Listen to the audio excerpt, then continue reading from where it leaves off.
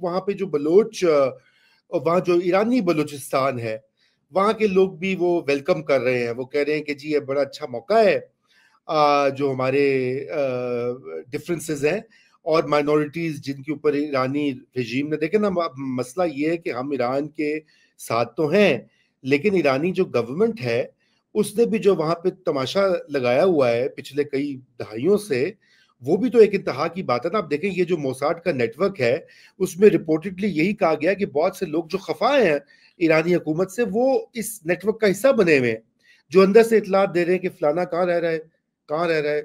رضا بات یہ ہے کہ ایک منٹ آپ کے جو سو کالڈ نام نہاد لیفٹی ہیں نا وہ اس قسم کی بہت ہی فضول باتیں کر رہے ہیں. دیکھیں بغیر سمجھے ہوئے کہ جو بلوچ ایرانی بلوچ ہیں انہوں نے کبھی بھی ایران سے الگ ہونے کی بات نہیں کی.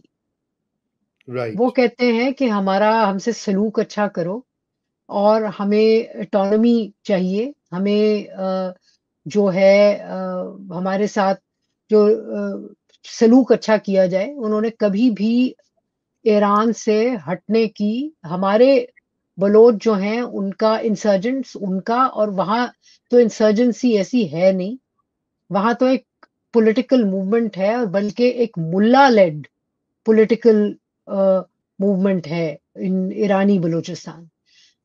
اور اس میں انہوں نے پچھلے دنوں اس رجیم نے ان کے جو دیوبندی مولانا ہیں ان کو مارا شارا بھی ہے. تو ظلم و زیادتی کی تو ہے نہیں. اور دیکھیں ہوتا یہی ہے کہ جب اتھارٹیرین رژیمز اپنے لیے گڑھے خود بھی کھودتی ہیں, مطلب کہ ہمیں بغیر جذباتی ہوئے دو چیزوں میں ڈفرینشیٹ کرنا چاہیے, پاکستان کے لیے بھی ایران کے لیے بھی. وہ یہ ہے کہ کوئی بھی نہیں چاہے گا کہ کوئی باہر کی طاقت آئے, اور میں سمجھتی ہوں کہ ولی نصر کی جو مین آرگومنٹ ایک طرح سے ان کی کتاب کا ہے وہ یہ ہے کہ ایرانی فارن پالیسی اور ایرانی پالیٹکس کی ایک بڑی پرانی ٹریڈیشن ہے کہ وہ اٹانومی اور being independent from foreign forces چاہتے ہیں. وہ یہ نہیں چاہیں گے کہ وہ ہو اپنا کہ جو ایک جو ویسٹ ہے اس سے دب کے رہیں.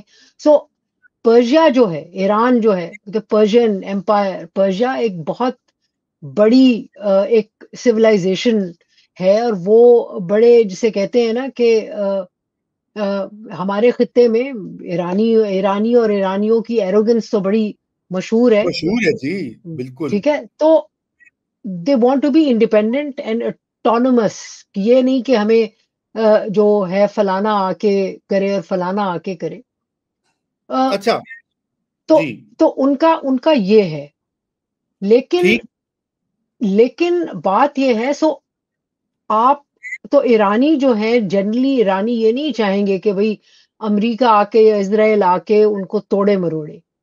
لیکن یہ ایک بات ہے. لیکن دوسری بات یہ ہے کہ اس ملا رجیم نے لوگوں کے ساتھ سلوک بھی اچھا نہیں کیا. یہی تو لوگوں کو پرابلم ہے. مارا ہے, لوگوں کو خواتین لڑکیوں کے جو حجاب کے چکر میں ان کو جو ظلم زیادتی ہوئی ہے وہ ایک موومنٹ ہے جو کہ وہاں نکلی ہے. بلوچ جو ہیں وہاں کے دیوبندی, وہ ایک دیوبندی موومنٹ ہے, وہ ایتھنک موومنٹ نہیں ہے. وہ بھی خفا ہیں اور ہر کوئی وہ پھر ایک رستہ تلاش کرتا ہے ان کے لیے.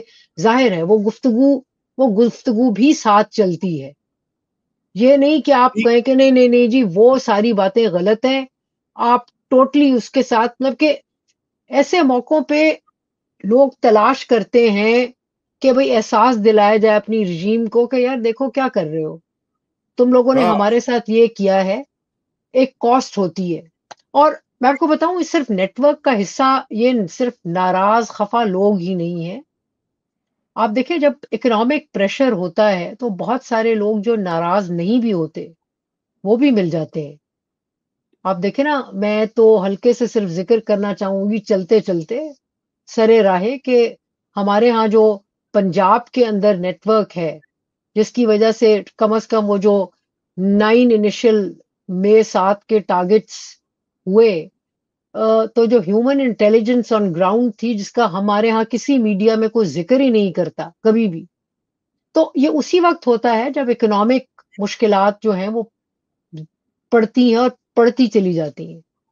تو یعنی کہ پاکستان کے ڈیفنس کے لیے بھی اور ہمیں جو سیکیورٹی کے خدشات لاحق ہیں اس کے لیے بھی پھر اکنامک گروتھ اور لوگوں کی ویلفیئر جو ہے وہ پھر ایک سینٹرل اسٹریٹجی ہونی چاہیے, if I'm understanding your point بالکل clearly.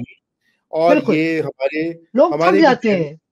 تھک جاتے ہیں دیکھیں ہمارے سیاست. جی بات جب کریے. اکانومی دیکھیں جی، جب آپ کی اکانومی پرفارم نہیں کر رہی، جب آپ کے ہاں ان ایکوالٹی اور inequitable distribution of resources ہوتی ہے between institutions and between state its elite and the public, تو آپ بالکل. کے ہاں مسائل بڑھتے ہیں، کم نہیں ہوتے، آپ کی اچھا عائشہ, کمزوری بڑھتی ہے.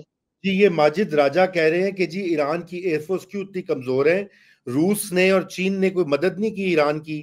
تو روس تو بڑا اس کے ساتھ تھا اس جنگ میں. روس ابھی انہوں نے کچھ پوٹن نے بیان شان تو دیا عائشہ, لیکن کوئی ہتھیار شاید اگر نہیں دیں گے تو ایران بیچارہ کی کرے گا جب تک کوئی وہ بیکنگ نہ آئے, کیونکہ الٹیمیٹلی میزائلز کی سپلائیز بھی اور دیگر جو اکوپمنٹ ہے وہ بھی لمیٹڈ ہی ہوتی ہے نا عائشہ. دیکھیں جی راجہ صاحب کا مسئلہ یہ ہے کہ وہ لگتا ہے کہ باقی بہت سارے پاکستانیوں کی طرح انڈیا پاکستان کانفلکٹ کے جو ہے نا تناظر میں دیکھ رہے لوکنگ گلاس سے وہ دیکھ رہے ہیں اس کانفلکٹ کو بھی. دیکھیں نہ چائنا نہ رشیا اس وقت اس ایشو پہ کوئی ڈائریکٹ امریکہ کے ساتھ پنگا چاہے گا. انفیکٹ میرے خیال میں ٹرمپ نے تو کہا ہے, کوئی سگنلنگ کی ہے کہ بھئی پوٹن جو ہے ذرا بات چیت کر کے دیکھیں یا کوئی رول پلے کریں, تو گفتگو کی حد تک. لیکن اگر آپ کا ان کا یہ خیال ہے کہ جی چائنا بیٹھا ہوا ہے کہ اچھا جی جو بھی یہاں لڑ رہا ہے میں اس کے ساتھ ہوں اور چلو میں بانٹتا ہوں J10 سیز ادھر بھی آ جائیں گے, ایسا نہیں ہے. کمزور اس لیے یہ ہے کیونکہ آپ یہ دیکھیں کہ ان کی انڈر پرفارم کر رہی تھی اکانومی. ایران کا مسئلہ خاصے سالوں سے چل رہا ہے, سینکشنز ان پہ لگے ہوئے ہیں, ایک بہت بڑا ایشو ہے. انفیکٹ میں راجہ صاحب کی توجہ دلانا چاہوں گی کہ اڈانی صاحب پہ امریکہ میں باقاعدہ ایک کیس چل رہا ہے, اور جو کامرس سیکرٹری ہیں انہوں نے بلکہ ایک بیان میں تانا بھی دیا تھا انڈیا کو کہ بھئی تم دشمنوں سے تیل اور گیس لیتے ہو. مطلب کہ اس میں رشیا کا بھی حوالہ تھا, ایران کا بھی حوالہ تھا. سو سینکشنز کی وجہ سے کمپنیز جو ہیں, اور انفیکٹ اسی سال میں 2 سے 3 انڈین کمپنیز کو بھی امریکہ نے سینکشن کیا ہے جنہوں نے تیل لیا تھا ایران سے. سو ایسی سچویشن میں جو ہے آپ مارکیٹ میں آپ موجود تو ہیں, لیکن آپ کی جو مارکیٹیبلٹی ہے وہ کم ہے, اور یہ ایک ایشو ہے. دوسرا یہ ہے کہ آئی ڈونٹ تھنک کہ رشیا چائنا اس وقت اس کانفلکٹ میں ڈائریکٹلی کودنا چاہتے ہیں یا کودنے کی پوزیشن میں ہے. دیکھیں ان سارے ملکوں کے اپنے اپنے, اسرائیل کے ساتھ بھی تعلقات ہیں, امریکہ کے ساتھ بھی تعلقات ہیں, سینکشنز کا مسئلہ الگ ہے. آپ یہ دیکھیں جی, اور باقی باتیں آپ چھوڑ دیں کہ چائنا رشیا کا ہم ذکر کر رہے ہیں. آپ یہ دیکھیں نا کہ ٹرکی جو کہ بہت اس معاملے میں ہوتا ہے کہ جی مسلم امہ مضبوط ہم کریں گے, وہ بھی اس وقت خاموش ہو کے بیٹھے ہوئے, سر ڈال کے بیٹھے ہوئے, وہ بھی کوئی بہت زیادہ پھدک نہیں رہے. سو ہر کوئی اپنا انٹرسٹ واچ کر رہا ہے. آج ویسے عائشہ پوٹن اور ایردوان کی بات ہوئی ہے لمبی چوڑی فون پر, میں پڑھا تھا اپڈیٹ, تو اس میں انہوں نے یہی بات کہی ہے کہ سیز فائر ہونی چاہیے, ڈپلومیٹک ایفرٹس ہونے چاہیے, کوئی ملٹری سپورٹ کی کوئی بات نہیں ہوئی. نہیں just complementing what you seeing.